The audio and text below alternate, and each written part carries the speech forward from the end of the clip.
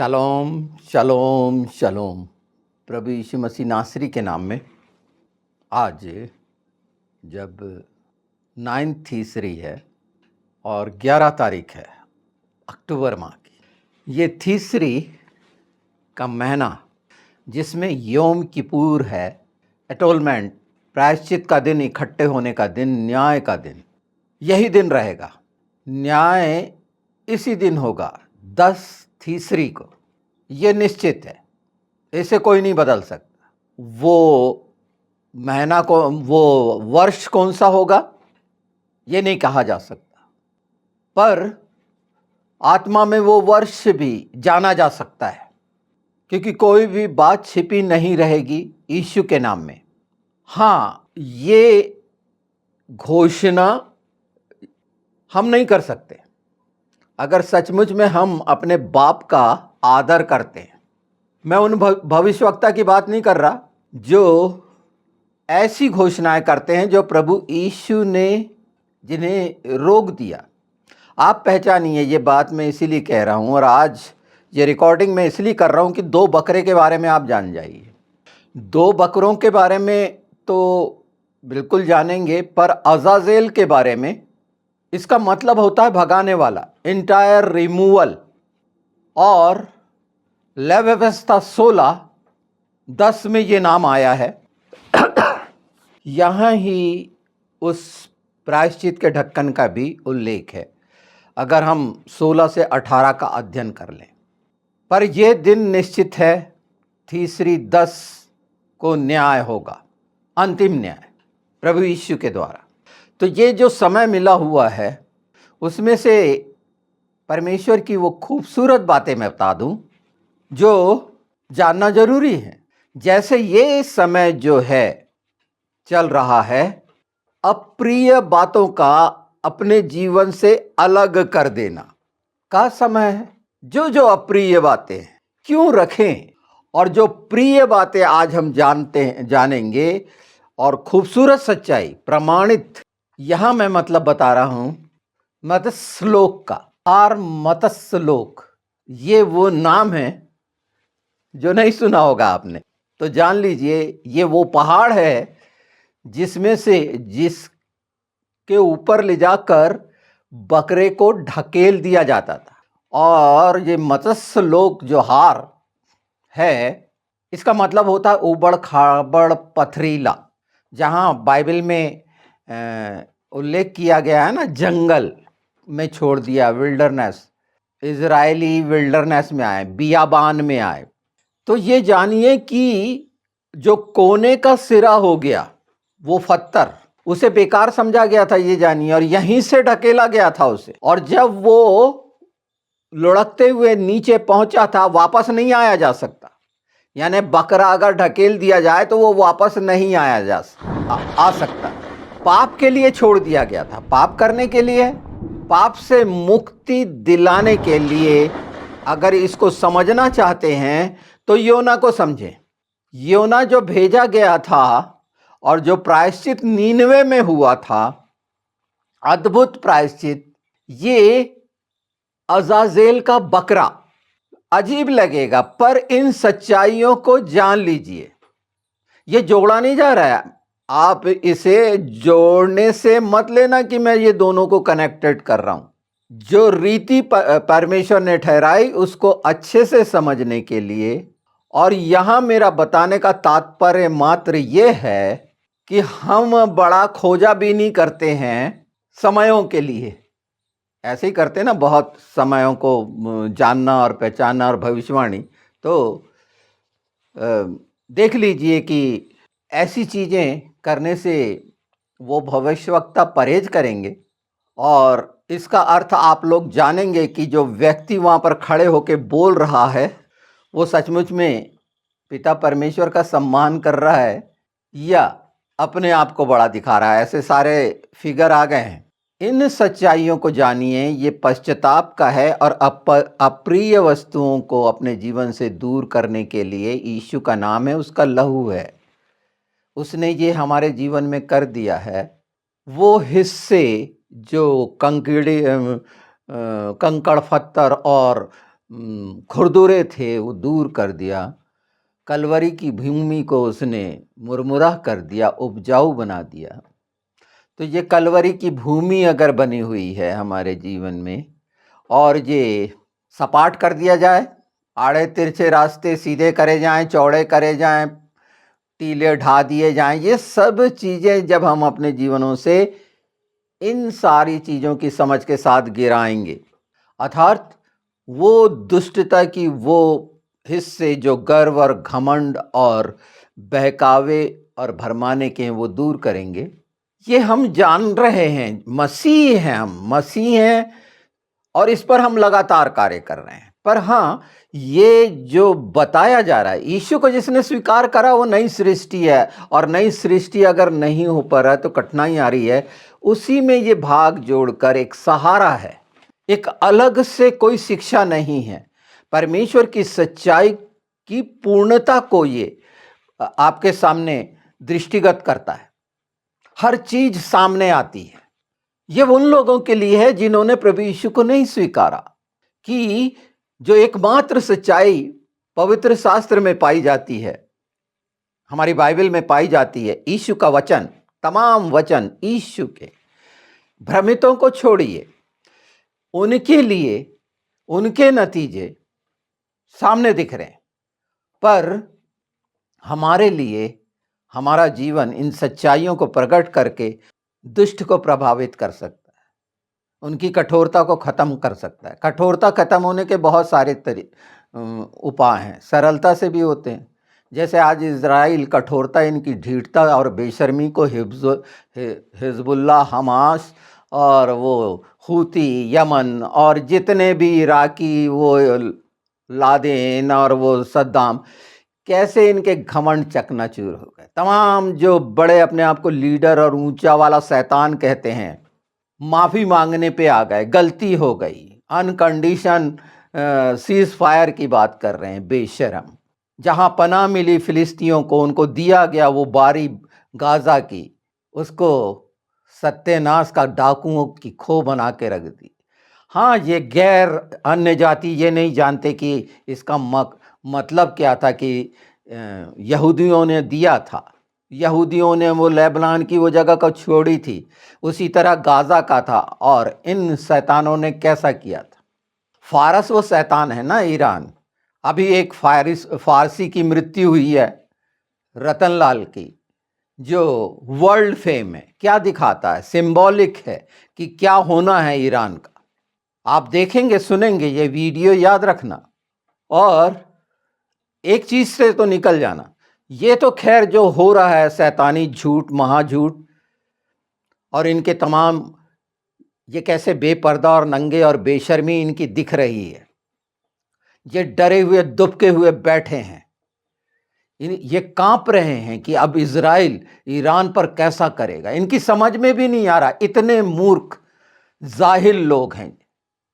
शैतान ने इनको क्या कर दिया है देखिए ना। वो इसको, जो मुसलमान जो अपना मुखिया मानते हैं, जाकिर नालायक, जो इंडिया का भगोड़ा आतंकवादी है, उसको अपना वो धर्मगुरु मानते हैं। ये मुसलमान उसको अपना धर्मगुरु मानते हैं। पाकिस्तान में वो औरतों के लिए बाजारू औरत इस्तेमाल करता है जिसकी शादी नहीं हुई।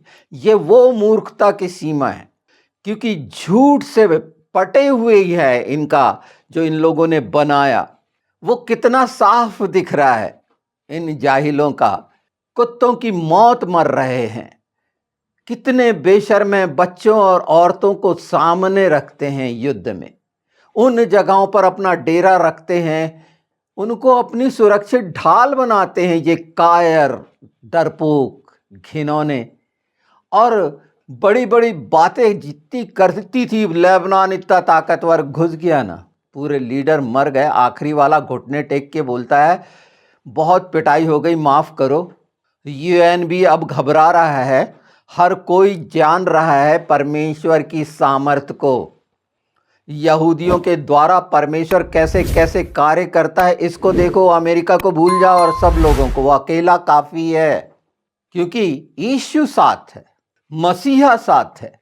और अगर ऐसी भयानक कठिनाई जो आनी है इनके धूर्तता की वजह से, धोखा देने की वजह से, जो इनका स्वभाव ही है, पर ये देख लीजिए कि कैसे घुटने टेके हैं, ईरान की कैसी घिग्गी बनी हुई है।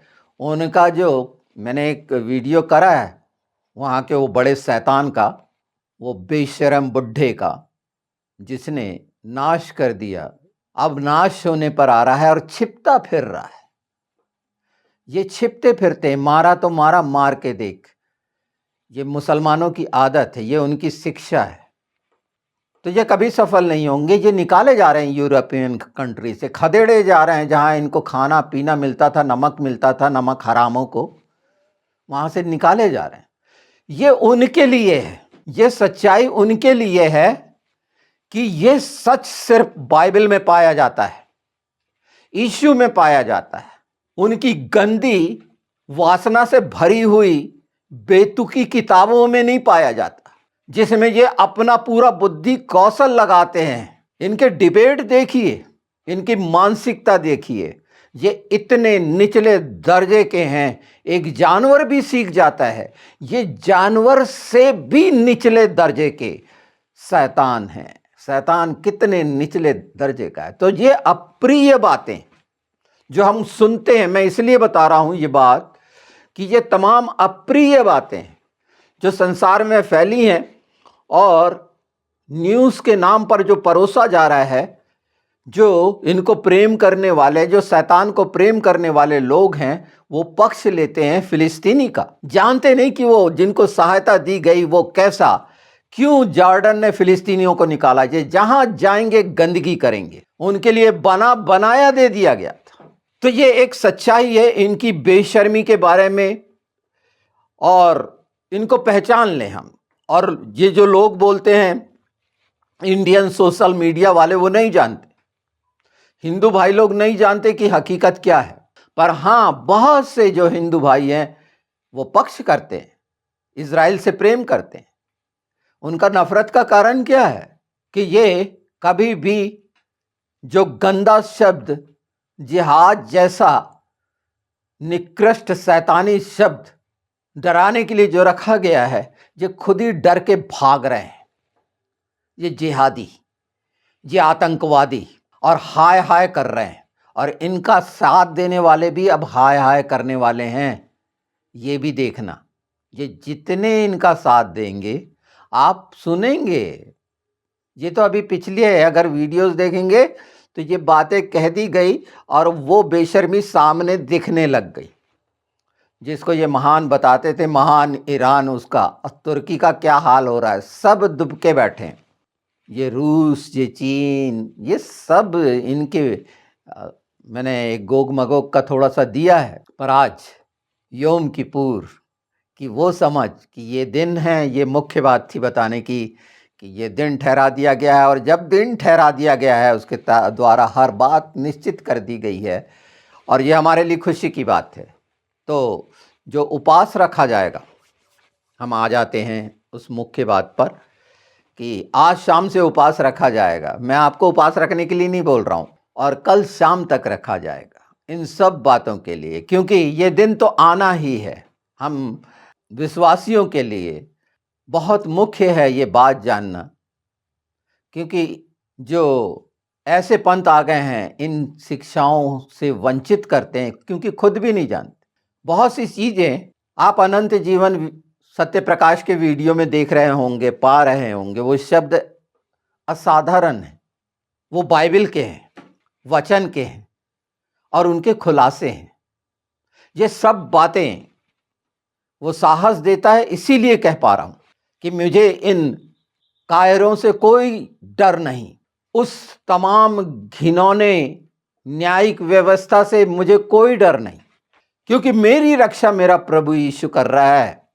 शुरू से ये सब ने देखे और सोचते हैं मैं घमंडी हूँ। बिल्कुल मैं प्रभु पे घमंड करूँगा, उस मनुष्य पे क्या जो आज मेरे साथ है कल छोड़ देगा। तो मैं यीशु पे घमंड करूँगा, उस पे विश्वास करूँगा। कोई व्यक्ति के द्वारा थोड़ी लाभ पाता हूँ। यहाँ आते हैं और वो हजारों ने जो लाभ पाया वो जानते हैं। हाँ, वो कितने कैसे हैं वो जवाब दे परमेश्वर के सामने। हाँ, पर दिखा देते हैं कि किस स्थिति में वो हैं, हम पहचान सकते हैं, और ये पहचान ही हम जान रहे हैं।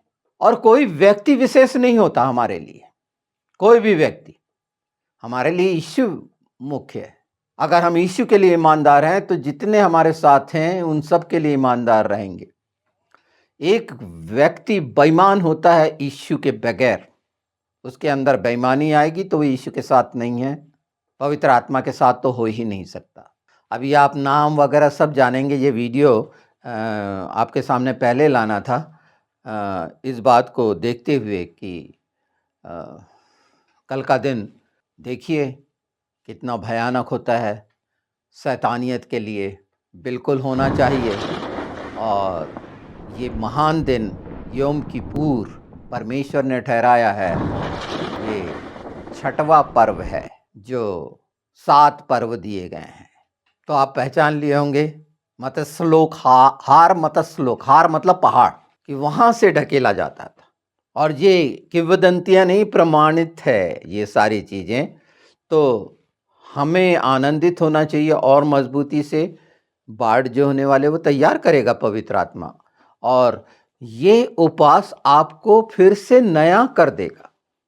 उपवास हमको नया करता है, उसके साथ वास करने में पूरी सच्चाई से अप्रिय चीजें जो कड़वाहट की अपने जीवन से दूर कर दीजिए ना।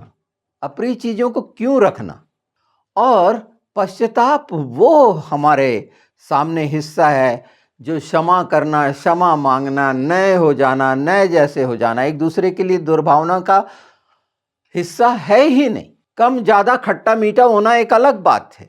जैसे पता नहीं मेरे जीवन में कितने आए कितने गए, मैं उनके लिए दुर्भावना रखकर अपने आप को गंदा क्यों करूं। किन किन ने कैसी कैसी बातें करे, कैसे कैसे वादे करे, ये उनने किया है, ये उनका सिरदर्द है, मेरा नहीं।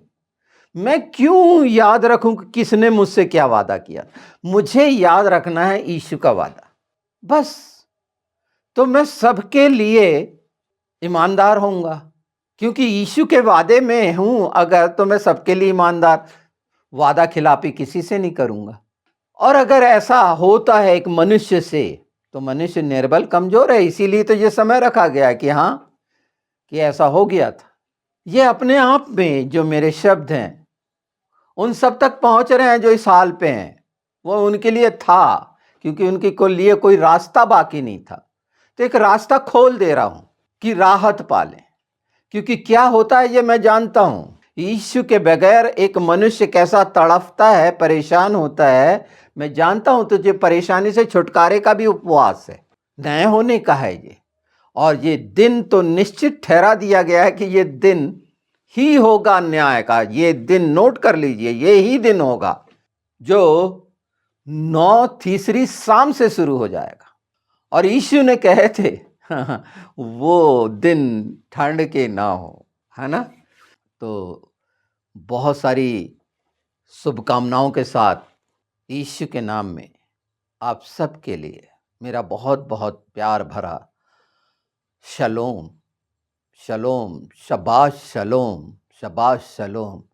उन सब भली इच्छाओं के साथ यीशु के नाम में पवित्र आत्मा आपकी सबकी मदद करे कि ये दिनों की पहचान और भी पहचान आए, और पवित्र शास्त्र की तमाम भविष्यवाणियों को पवित्र आत्मा के द्वारा कैसा कहना है इसकी समझ भी मिले। तो बहुत आनंद से ये समय को मनाइए, बिताइए, ये ध्यान रखते हुए कि ये ही दिन को यीशु आएगा न्याय करने। इसी दिन में हमारा न्याय होगा। सनों का मैं नहीं बोल सकता, क्योंकि अगर सन का लिखा रहता तो वो भी बता देता, और अगर मेरे को बताया जाएगा तो निश्चित मैं बताऊंगा। और इसीलिए मुझे नहीं बताया जाएगा कि मैं सब बातें बता देता हूँ। तो ये पवित्र आत्मा के साथ आप निर्णय करें जब इस वीडियो को सुनते हैं। बीच की उन बातों को भूल जाएं। पवित्र आत्मा क्यों रखाना चाहते थे उन मुसलमानों के लिए मैं नहीं जानता, पर ये अगर उन तक पहुंचता है, ऐसी बातें बिल्कुल देखी जा रही हैं। मेरा ये videos Pakistan, UAE, UK, USA, ये सब देखे जा रहे हैं, और ये आपके द्वारा ही पहुंचाए जा रहे हैं, मैं ये जानता हूं। मेरा कोई परिचित कहीं नहीं है, मैं नहीं जानता किसी को। ये सब आपके द्वारा ही पहुंच रहे हैं और धीरे धीरे उनके परसेंटेज बढ़ते जा रहे हैं। तो निश्चित ये भी पहुंचना है। और वो बातें जो थोड़ी कड़वी जरूर हैं, पर अगर ये पूरा सुनेंगे, वो भी कट्टर से कट्टर शैतान भी तो जानेगा पवित्र शास्त्र की सच्चाइयां और बोलेगा देख तो लूं। वो शरीर की वो शब्दों में और डिबेटर्स के वो जो जो इस तरह के हैं, वो नाश होना बिल्कुल है, पर सच्चाई नहीं मिटा सकते, क्योंकि झूठ हर जगह हर कदम पर प्रमाणित हो रहा है कि ये एक ऐसी कौम है जो एक नंबर की जाहिल है, कहीं उन्नति नहीं, कई लोगों का छीनना और नाश करना इसका उद्देश्य है। डिस्ट्रक्शन, ये हमेशा गंदा काम करने वाले लोग रहे हैं, गंदी बातें इनके जीवनों में हैं और गंदी सच्चाइयाँ इनके जीवन में, यहाँ तक कि स्वर्ग को में भी गंदगी ही करना चाहते हैं। कितने गिनोने स्वर्ग में 72 हूर, वो हड्डियों वाली, कैसा कैसा सुनने को मिलता है। मैंने 6 महीना सुना, मैं बता रहा हूँ, 6 महीने लगातार ये डिबेटर्स को सुना, क्रिश्चियन प्रिंस और ये जितने हैं, और जो इनकी चमड़ियाँ उधेड़ते हैं कुरान की और वो दिखा देते हैं, वो जे स्मिथ जैसे कि 700 कुरान कैसे संसार में झूठी फैली हुई हैं। तो ये उनको मिलेगा तो एक बाइबल काफ़ी है, एक वचन काफ़ी है। वो इतना सामर्थ्य है जीवित यीशु के नाम में, जो हमारे लिए सूली पे चढ़ा और अपने पाप, हमारे पाप अपने ऊपर ले लिए। तो खूब आनंद मनाइए कि हम छुटकारा पाए हैं और ये सच्चाइयों को अन्यथा ना लेते हुए बड़े प्रेम से ग्रहण करिए कि ये अगर आप जानते हैं तो परमेश्वर की महिमा करिए और यही आशा करिए कि आपके जो भी अगुवे हैं वो आपको और भी सुंदर और सुंदर वो बातें बता सकें, क्योंकि बाइबल की तमाम बातें सुंदर हैं। मुझे जितना दिया गया है, निश्चित मैं पूरा सेतमेत आपको दे रहा हूँ यीशु के नाम में, पूरी सच्चाई, ईमानदारी और वफादारी से, बिना किसी चीज़ की अपेक्षा किए हुए। ये आप गांठ बांध लीजिए, है ना।